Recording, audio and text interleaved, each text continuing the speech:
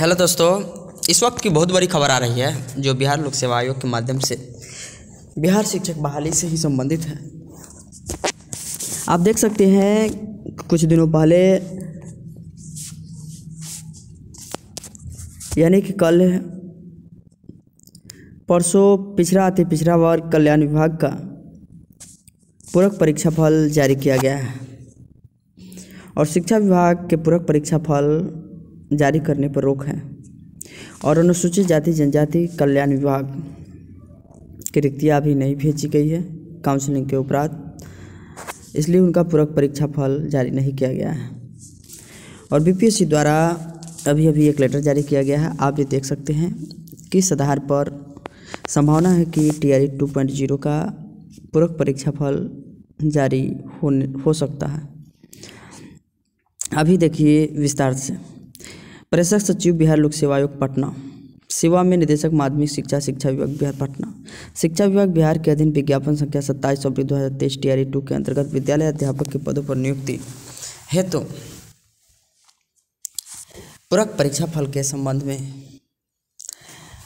इसमें दोस्तों दिया गया है कि पत्रांक दिनांक भी दिया गया है, उसमें क्लियर किया गया है। मेन पॉइंट यहाँ लिखा गया है कि उपरोक्त विषयक प्रासंगिक पत्र के संदर्भ में निर्देशानुसार ध्यानिष्ट कराते हुए कहना है कि विभागीय पत्रांक 2433 दिनांक 14/12/2023 द्वारा अध्यापक भर्ती प्रक्रिया चरण 2 विज्ञापन संख्या 27/2023 TRE 2 के तहत पूरक परीक्षा फल नहीं घोषित करने का अनुरोध किया गया था, जिसे बाद में विभागीय पत्रांक 23 दिनांक 3/1/2024 द्वारा परिवर्तित करते हुए पूरक परीक्षा फल घोषित करने का अनुरोध किया गया था, जिसके आलोक में आयोग द्वारा तदनुसार कार्रवाई की जा रही थी। परंतु इसी बीच पत्रांक दिनांक कितना द्वारा पूरक परीक्षा फल घोषित करने के अनुरोध को वापस ले लिया गया।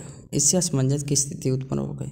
ज्ञातव्य है कि इस भर्ती में 2 अन्य विभाग भी सम्मिलित है और उसके द्वारा पूरक परीक्षा फल देने का अनुरोध किया हुआ है, परंतु इसके लिए अध्यापक रिक्ति की विवरणी अभी तक आयोग को अनुसूचित जातियों जनजाति कल्याण विभाग बिहार से प्राप्त नहीं हुई है। यह भी ज्ञातव्य है कि दिनांक 9/1/2024 को आयोग कार्यालय में हुई समीक्षा बैठक, जिसमें दोनों विभागों के प्रधान सचिव भी उपस्थित थे, शिक्षा विभाग के पदाधिकारियों के साथ पूरक परीक्षा फल प्रकाशित करने के संबंध में विस्तृत विचार विमर्श भी हुआ था। उसमें यह भी स्पष्ट किया गया था कि चूंकि आयोग के शिकायत पोर्टल में शिकायत दर्ज करने की अंतिम तिथि 13/1/2024 है, अतः उक्त तिथि तक प्राप्त होने वाले सभी शिकायतों के निष्पादन के उपरांत ही पूरक परीक्षा फल दिया जा सकेगा।